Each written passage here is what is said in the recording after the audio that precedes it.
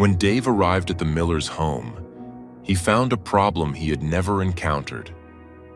Peering up the narrow, dark shaft, he saw it. The animal trapped in the chimney wasn't just any cat. It was a wild bobcat, or rather a tiny bob kitten. Its fur matted with soot, it was trembling with fear but was very much alive. The kitten was wedged deep inside the flue, terrified and completely inaccessible. The team's standard equipment was useless. With the animal in clear distress, they were stumped. Armed with nothing but determination and an unlikely kitchen utensil, Dave was about to attempt one of the most unusual wildlife rescues of his career. Before we start, hit the like button and make sure to subscribe if you haven't, and hit that notification bell so that you won't miss any new stories. It began as an ordinary Tuesday in Tucson, Arizona, which is to say, it was already promising to be extraordinarily hot. By 7 a.m., the sun was already a belligerent white smear above the Rincon Mountains, bleaching the color from the desert sky. In a quiet, tile-roofed home nestled in the foothills, Frank Miller was engaged in his morning ritual, shuffling to the kitchen, griping about the high schooler who delivered his Arizona Daily Star to the driveway instead of the porch, and pouring a cup of coffee that was, in his estimation, the only civilized thing left in the world. His wife, Brenda, was already on the shaded patio, watering her bougainvillea and listening to the morning coos of the doves. Their golden retriever, Leo, a 90-pound avalanche of enthusiasm and misplaced paws, was doing what he did every morning, sniffing the perimeter of the living room with the intense, furrowed brow focus of a bomb squad technician. "Frank, turn the paper down," Brenda called, sliding the glass door open. The cool, air-conditioned air rushed out to die on the patio. "It's not the paper, it's my knee," Frank grumbled from his armchair, wincing as he bent to retrieve the sports section. "This barometric pressure, it's the monsoon, it's coming."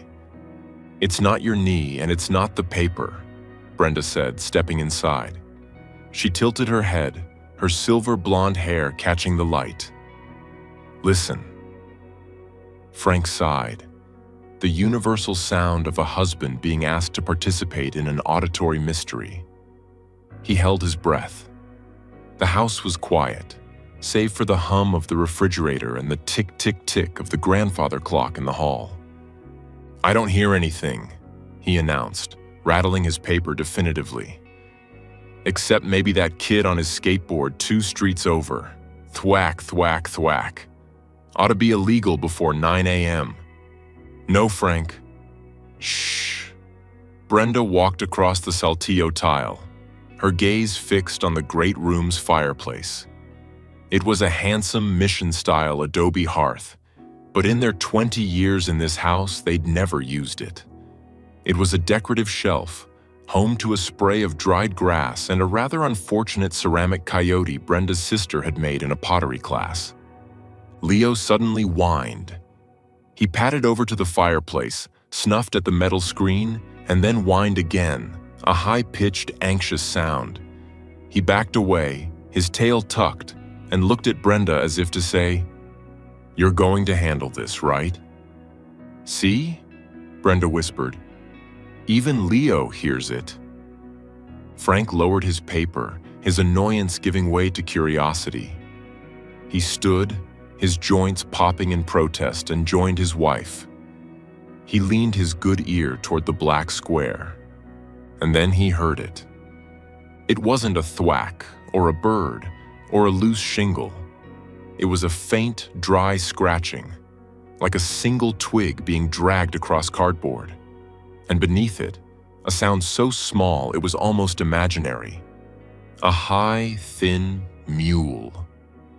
"A rat," Frank declared, stepping back with disgust. "Big one, by the sound of it. Probably crawled up from the wash and died in the flue. I'm calling pest control." "It doesn't sound dead, Frank," Brenda said, her hand on her chest. The sound came again, this time more insistent. A scratch, then a tiny, raspy growl. "Rats don't growl, do they?" she whispered.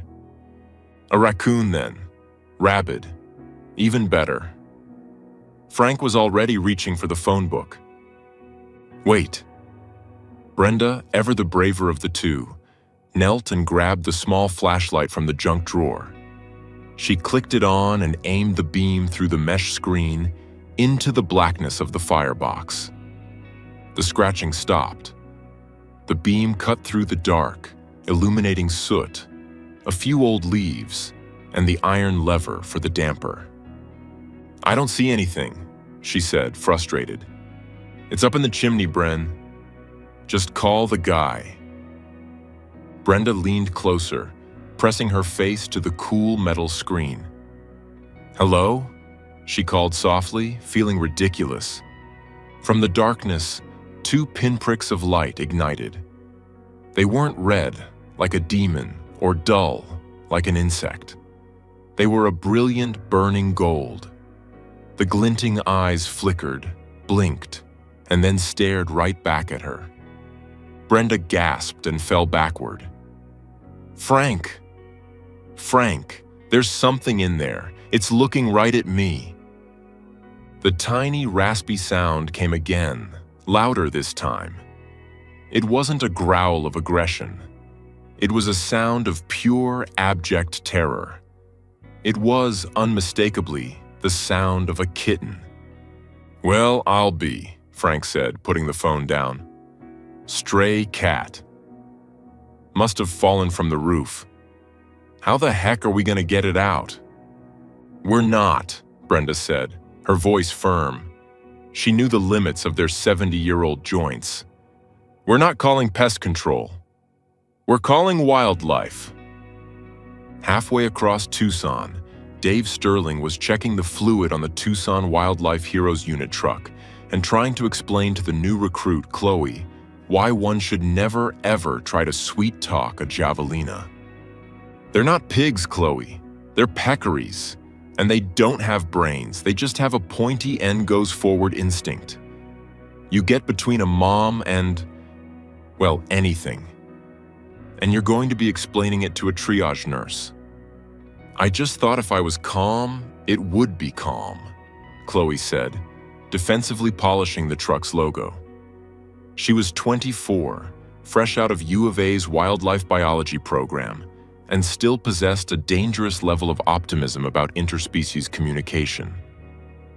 "It was calm," chimed in Sal, the unit's driver and resident cynic, from the cab.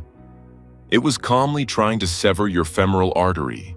Just be glad Dave, the javelina whisperer Sterling, was there to tackle you into a prickly pear." "I stand by the tackle," Dave said, wiping his hands on a rag. Dave was in his late 50s, with sun-bleached hair, a face mapped with laugh lines, and the weary but ready eyes of a man who had seen everything the Sonoran Desert could throw at a homeowner.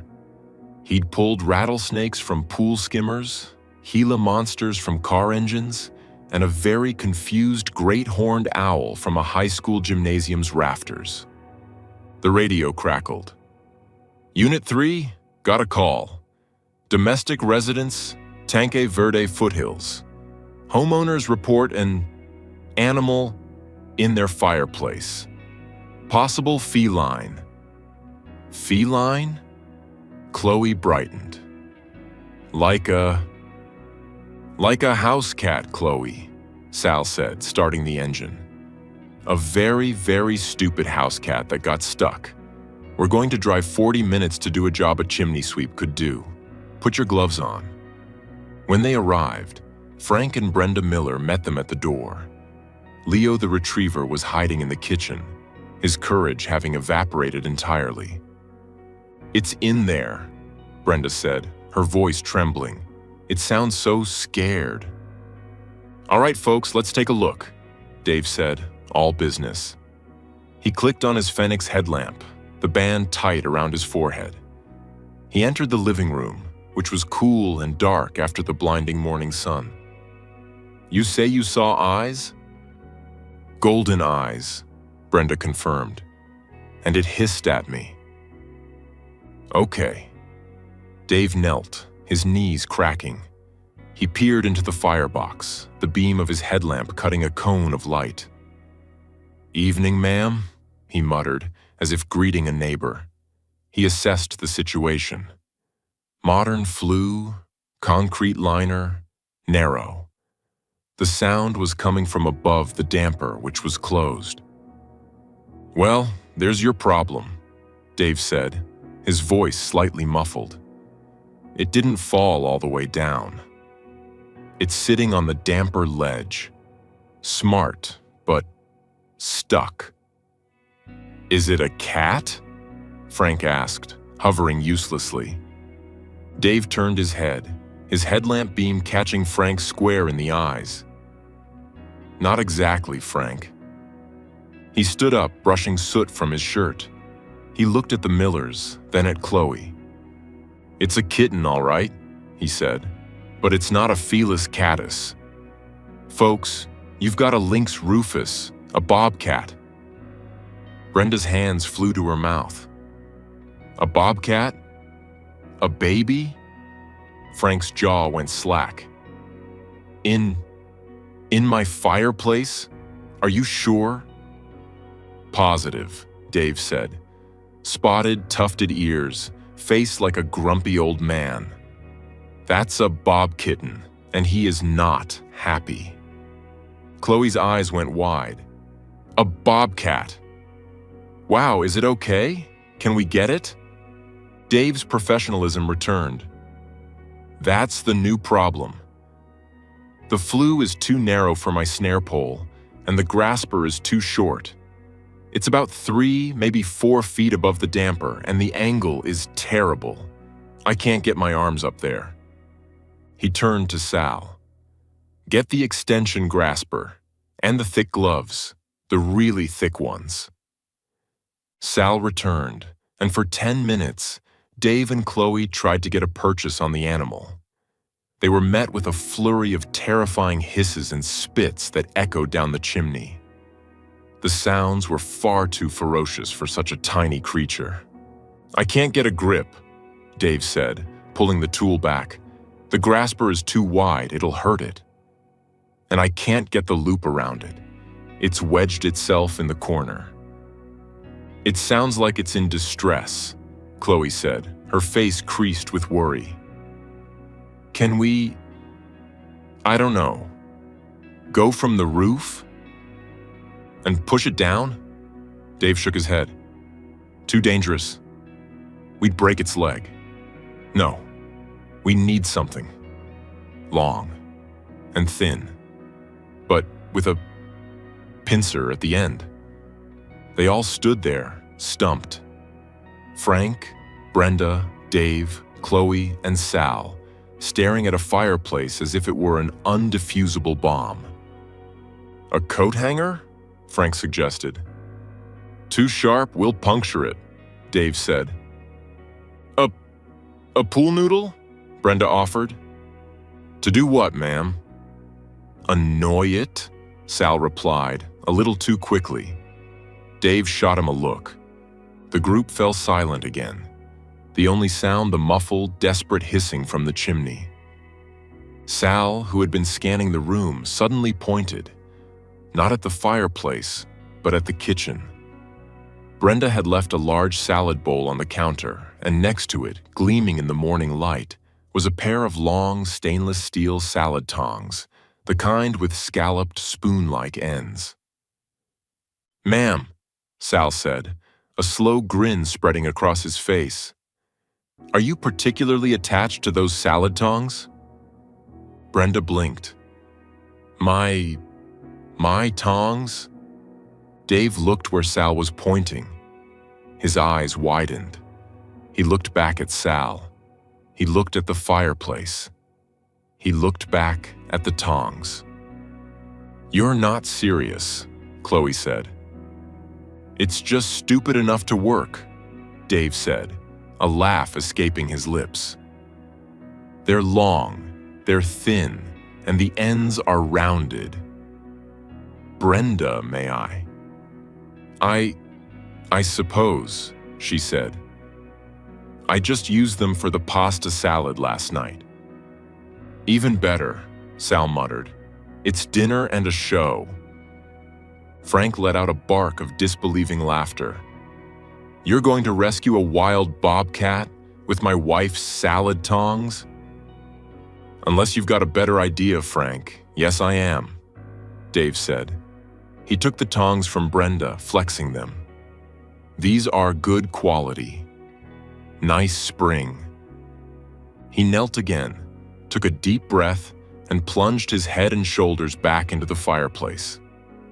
This is it, kid, he muttered. No sudden moves. The scene was absurd. A seasoned wildlife expert on his hands and knees, head stuck in a fireplace, armed with a $15 kitchen utensil. Chloe knelt beside the hearth, trying to get a visual from the side. I'm opening the damper just a crack, Dave narrated. Okay, easy, I see it. Oh, you're a tiny little thing, aren't you? A furious spat of hissing. Okay, you've made your point. You're very scary. Dave carefully maneuvered the tongs up into the darkness. The angle is bad. I can't... Wait. Got a leg. Don't grip too hard, Chloe whispered. I'm being gentle. I'm just guiding it. Come on, buddy. There was a frantic scrabbling sound, a shower of soot, and a yowl that made Brenda jump. I'm losing it, Dave grunted. It's squirming. No. Wait. I've got it. I've got it around the torso. With the careful precision of a surgeon in a bomb defusal movie, Dave began to slowly draw his arm back. The hissing grew louder, more frantic. Easy. Almost. Inch by inch, he lowered the tongs. First, a tiny soot-covered paw broke the plane of the firebox, claws extended. Then, a furious little face, its golden eyes wide with terror, its mouth open in a silent, angry snarl. And then, it was out. Dave gently released the tongs, grabbing the kitten with his gloved hand. He stood up, holding the creature aloft in the living room light. It was, perhaps, the most pathetic and adorable warrior anyone had ever seen. It couldn't have been more than 6 weeks old, small enough to fit in Dave's palm. Its beautiful spotted fur was completely matted and streaked with thick black soot, making it look like a tiny, disgruntled chimney sweep from a Dickens novel. It was trembling, blinking against the light. It looked at the stunned humans surrounding it, took a shaky breath, and let out a tiny, raspy growl, which was immediately followed by a sneeze that sent a puff of soot into the air. Frank, Brenda, and Chloe all laughed. Even Sal was grinning. Well, Dave said, looking at the creature. The moment was almost touching. This man, his face smudged with black headlamp still on, holding this tiny, dusty spark of life. Say hello to the world, you little soot monster. Is it thanking you? Brenda asked, her heart melting. I think, Dave said as the kitten tried to bite his glove, that it's eloquently telling me where I can shove it. But we'll take it as thanks. He gently placed the kitten into the carrier Chloe had prepared, and the tiny creature immediately bolted to the farthest corner and tried to make itself invisible. One for the books, Frank said, shaking his head. A bobcat, in my fireplace, rescued with salad tongs. We'll, get these back to you, Brenda, Dave said, handing the sooty tongs to Sal to be bagged as equipment. Oh, keep 'em, Brenda said, fanning her face. I think I'll buy a new pair. Dave was just starting his what to do now speech about checking the chimney cap and how the mother was likely nearby, when Chloe, who was kneeling by the carrier, suddenly froze. "Dave?" she said, her voice quiet. "Yeah? I think I just heard it again." "Heard what?" Frank asked. "The hissing? It's in the box, son. We just—" "No," Chloe said, standing up. "Not the hissing. The other sound. The mewling." The room went dead silent. The hum of the fridge. The tick-tock of the clock. And then, clear as day, from the black square of the fireplace, a high-pitched, desperate mew. Everyone's blood ran cold. Dave stared at Sal. Sal stared at Dave. Frank looked at Brenda. "Oh, you have got to be kidding me," Dave said. He grabbed his headlamp, which he'd just taken off, and strapped it back on. He dropped to his knees, his expression no longer amused. "Brenda," he said, his voice flat, "I'm going to need those tongs back. And Sal, go get the other carrier from the truck." This, the rescuers realized, was the real situation.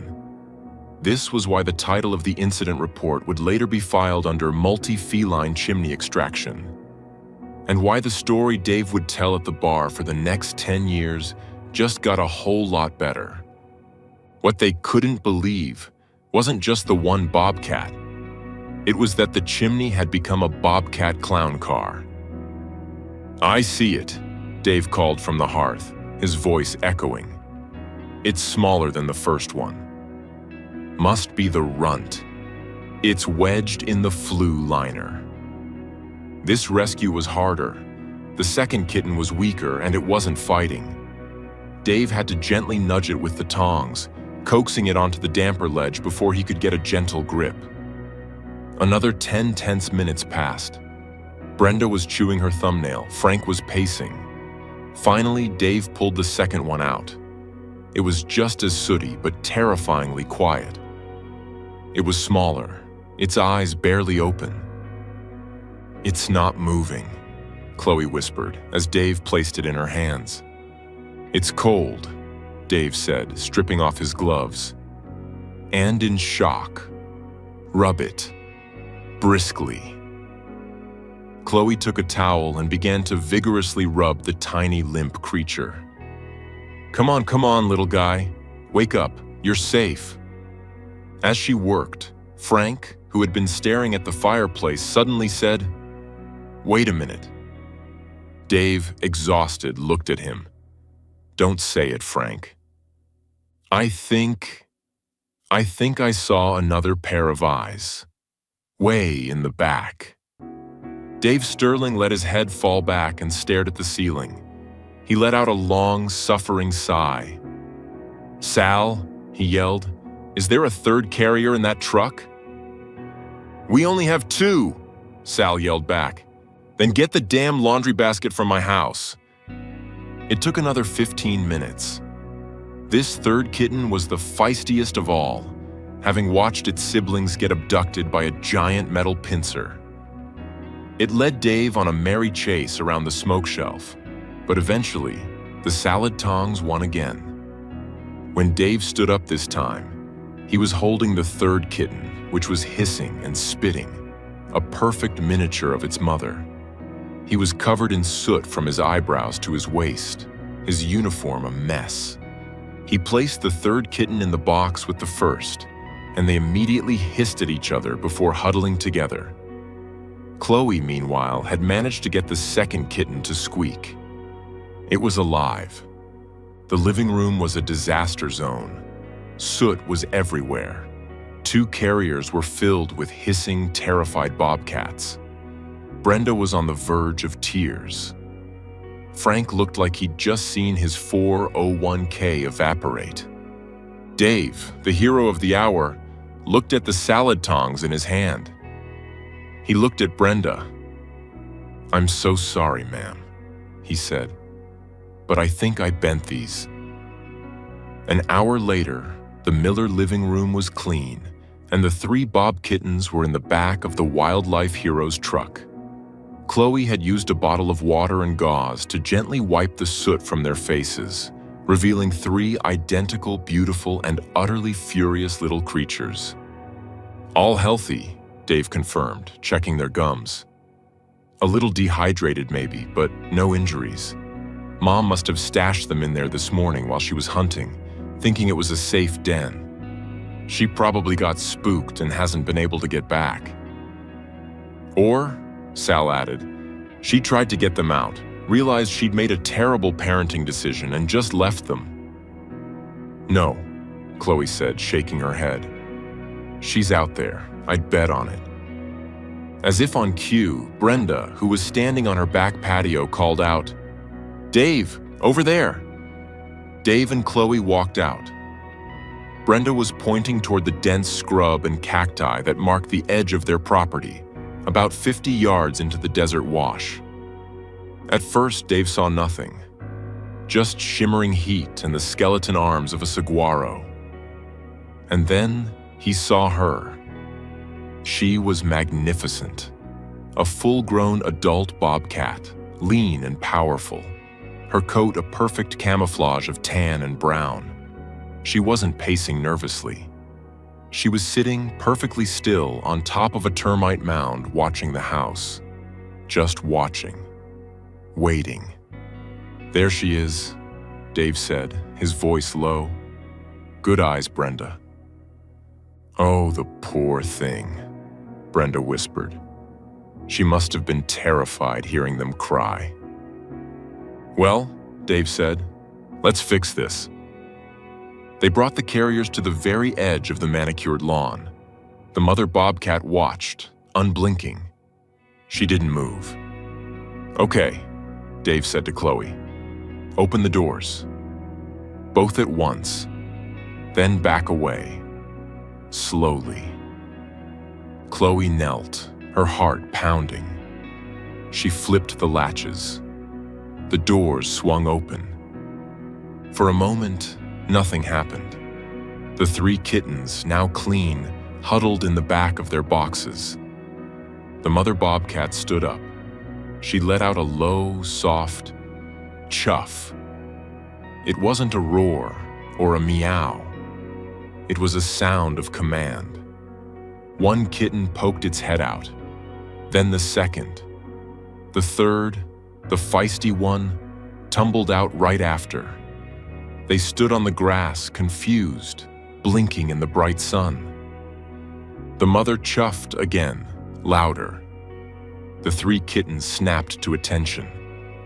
In unison, as if pulled by an invisible string, they turned and darted across the gravel, their tiny legs a blur. They vanished into the creosote bushes. The mother bobcat waited, her tail twitching. She nudged the first kitten, then the second, then the third, as if counting them.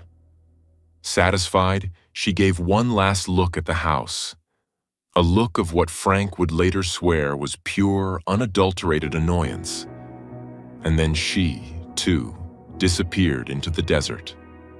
The rescuers and the homeowners stood quietly for a long moment, watching the patch of scrub where the family had vanished. The only sound was the cooing of the doves, returning to the trees.